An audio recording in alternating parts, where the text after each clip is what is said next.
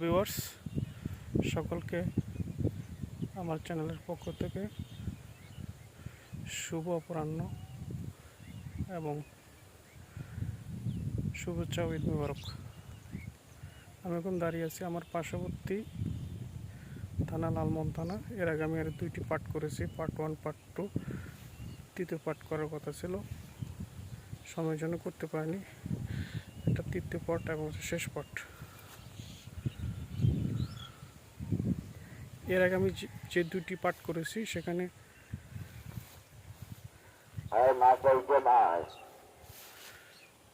আয়ের যেই উৎস ছিল বছরে 3 সিজন ধান চাষ হতো। এখানে একটু ব্যতিক্রম, এখানে আপনার 2 সিজন ফসল এবং 1 সিজন ধান উৎপাদন হয়। দেখেন প্রকৃতির কি অপরূপ দৃশ্য, যেদিকে চোখ যায় প্রকৃতির অপরূপ সৌন্দর্য।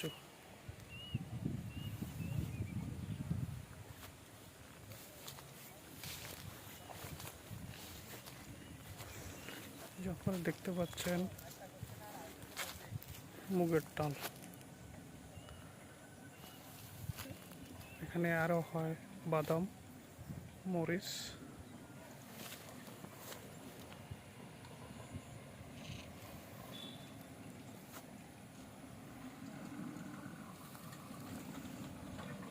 পাশাপাশি সূর্যমুখী ফুলের চাষ করা হয়।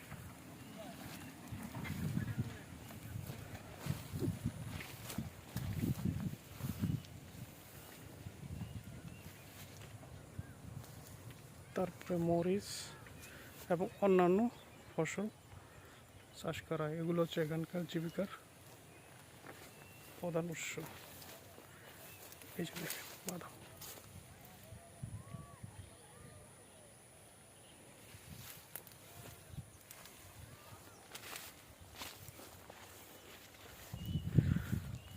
কিছুক্ষণ পরে সূর্য অস্ত যাবে। প্রকৃতির লীলাভূমি যেন গ্রামের মানুষকে মুগ্ধ করেছে।